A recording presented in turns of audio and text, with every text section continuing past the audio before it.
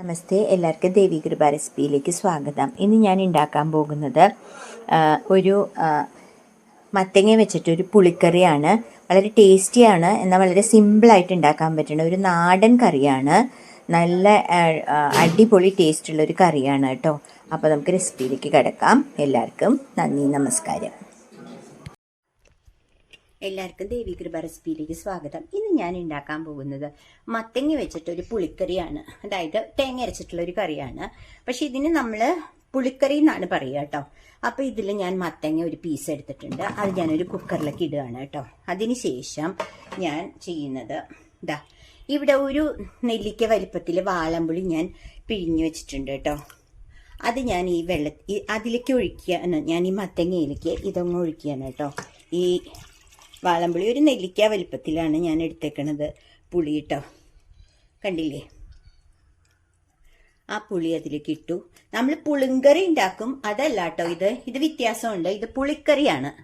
അപ്പോൾ കണ്ടില്ലേ, ഇതിപ്പോൾ ഞാൻ പുളി ഒഴിച്ചിട്ട് പുളിവെള്ളം ആ മത്തങ്ങയിൽ ഒഴിച്ചിട്ടുണ്ട്. അതിനുശേഷം ഞാൻ കുറച്ച് ഉപ്പിട്ടു കേട്ടോ. കണ്ടില്ലേ, നമുക്ക് കറിക്ക് ആവശ്യമായി ഉപ്പിടാം. അപ്പം പിന്നെ ഇടേണ്ട ആവശ്യമില്ലല്ലോ. എന്നിട്ട് ഞാൻ ഇതൊന്ന് ഇളക്കി കൊടുക്കുകയാണ് കേട്ടോ. അപ്പം ഈ പുളിയിൽ കിടന്നിട്ട് ഈ മത്തങ്ങ കുക്കാവണം, അതാണ് ഇതിൻ്റെ ഉദ്ദേശം കേട്ടോ. എന്നിട്ട് ഞാൻ ഈ ലിഡ് വെച്ചിട്ട് ഈ കുക്കറിൻ്റെ ലിഡ് വെച്ചിട്ട് ഈ കുക്കർ അടയ്ക്കുകയാണ് കേട്ടോ. അപ്പം മത്തങ്ങയുടെ കുക്കിംഗ് ടൈം എന്ന് പറയുന്നത് ഒരു വിസിലാണ് കേട്ടോ. എൻ്റെ കുക്കറിലും ഒരു വിസിലാണ്. മിക്കവാറും അങ്ങനെ തന്നെയാണ്, കാരണം അല്ലെങ്കിൽ അത് ഉടഞ്ഞു പോകും കൂടുതൽ വിസിലടിച്ചാൽ. അപ്പോൾ ഒരു വിസിലാണ്. എന്നിട്ട് ഞാൻ ഗ്യാസ് ഓൺ ചെയ്യാണ്. അപ്പം ഇതൊന്ന് കുക്കാവട്ടെ കേട്ടോ. അതുവരെ നമുക്ക് വെയിറ്റ് ചെയ്യാം. നമ്മൾ കുക്ക് ചെയ്യാൻ ടൈമിൽ ഞാനിവിടെ ഒരു മിക്സിയുടെ പാത്രത്തിൽ ഞാൻ തേങ്ങ 1 കപ്പ്, 2 ചെറിയ ഉള്ളി, പച്ചമുളക് ഒരു 6-7 പച്ചമുളക്, കുറച്ച് മഞ്ഞൾപ്പൊടി, പിന്നെ ഇവിടെ കുറച്ച് ജീരകം. കണ്ടില്ലേ, ഇവിടെ കുറച്ച് ജീരകം ഇട്ടിട്ടുണ്ട്. ഇത് ഞാൻ നല്ല പോലെ അരച്ചെടുത്തിട്ട് വരാം കേട്ടോ, ഈ മത്തങ്ങ കുക്കാവുന്ന ടൈമിൽ. ഓക്കെ, അതുവരെ ഒന്ന് വെയിറ്റ് ചെയ്യണേ. മത്തങ്ങയുടെ പ്രഷർ പോയി കേട്ടോ. ഞാൻ നോക്കിയപ്പോൾ മത്തങ്ങയുടെ പ്രഷർ പോയി. മത്തങ്ങ പുളിവെള്ളത്തിൽ കുക്കായിട്ട് ഒരു വിസിലാണ് അതിൻ്റെ. കണ്ടോ, മത്തങ്ങ നന്നായിട്ട് കുക്കായി. ഇത് തൊടുമ്പോഴേക്കും കട്ടായി പോകുന്നുണ്ട്. കണ്ടില്ലേ, അപ്പോൾ പുളിവെള്ളത്തിലാണ് കുക്ക് ചെയ്തേക്കണത്. അപ്പോൾ നമ്മൾ ഇനി അടുത്തത് ചെയ്യേണ്ടത്, ഞാൻ ഓൾറെഡി തേങ്ങ അരച്ച് വെച്ചിട്ടുണ്ട് കേട്ടോ. അപ്പോൾ ആ തേങ്ങ നമുക്ക് ഇതിലേക്കൊന്ന് മിക്സ് ചെയ്യാം. കണ്ടില്ലേ, അപ്പം ഞാൻ കുറച്ചും കൂടി ഉണ്ട്. അപ്പം ഞാൻ കുറച്ച് വെള്ളം ഒഴിച്ചിട്ട് അതിങ്ങോട്ട് എടുക്കാം കേട്ടോ. നല്ല ടേസ്റ്റിയുമാണ്, എന്നാൽ വളരെ സിമ്പിളുമാണ്. കുട്ടികൾക്കൊക്കെ ഉണ്ടാക്കാൻ പറ്റിയ കറിയാണ്. ഇത് ഉണ്ടാക്കണവരുണ്ടാവും കേട്ടോ.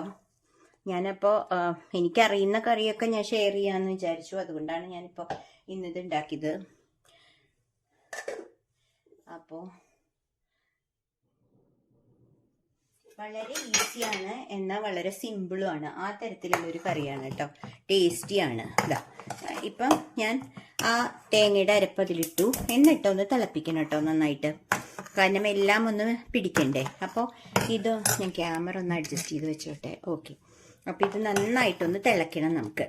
ഉപ്പ് നമ്മൾ ഓൾറെഡി കുക്ക് ചെയ്യാൻ ഇട്ടതുകൊണ്ട് അത് കറക്റ്റായിട്ട് അതിൽ ഉപ്പ് പിടിച്ചിട്ടുണ്ട്. അപ്പോൾ നമുക്ക് ഇത് ഒന്ന് തിളയ്ക്കണ വരെ ഒന്ന് വെയിറ്റ് ചെയ്യാം. അപ്പോൾ അത് തിളയ്ക്കണതിന് മുമ്പ് ഒരു കാര്യം കൂടിയും ചെയ്യാനുണ്ട്. കുറച്ച് കുരുമുളക് പൊടി, കുറച്ച് കേട്ടോ, ഒരു പിഞ്ച് മതി. കുറച്ച് കുരുമുളക് പൊടിയും കൂടി ചേർക്കണം. അപ്പോഴേ അതിൻ്റെ ആ ഒരു ടേസ്റ്റ് കംപ്ലീറ്റ് ആവുള്ളൂ കേട്ടോ. കണ്ടില്ലേ, എന്നിട്ടത് തിളക്കട്ടെ, അതുവരെ വെയിറ്റ് ചെയ്യാം. നന്നായി തിളച്ചു തുടങ്ങി കേട്ടോ. കണ്ടില്ലേ, നല്ല അടിപൊളിയായിട്ട് മത്തങ്ങ തിളച്ച് തുടങ്ങിയിട്ടുണ്ട്.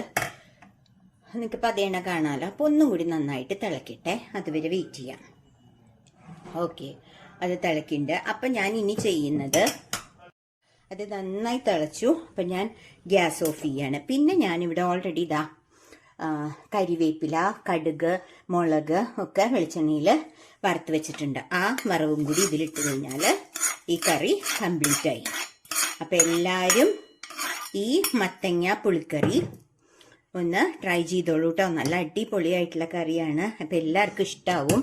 അപ്പോൾ എന്നിട്ട് നിങ്ങളുടെ കമൻസിൽ എഴുതണം കേട്ടോ. നിങ്ങൾ എന്നിട്ട് കമൻസിൽ എഴുതണം. അതുപോലെ തന്നെ നിങ്ങൾ ഈ റെസിപ്പി എല്ലാവർക്കും ഒന്ന് ഷെയർ ചെയ്ത് ഇഷ്ടപ്പെട്ടെങ്കിൽ ഷെയർ ചെയ്ത് സബ്സ്ക്രൈബ് ചെയ്ത് ലൈക്ക് ചെയ്യണേ. അപ്പൊ ഷെയർ ചെയ്യാനും സബ്സ്ക്രൈബ് ചെയ്യാനും മറക്കല്ലേ കേട്ടോ.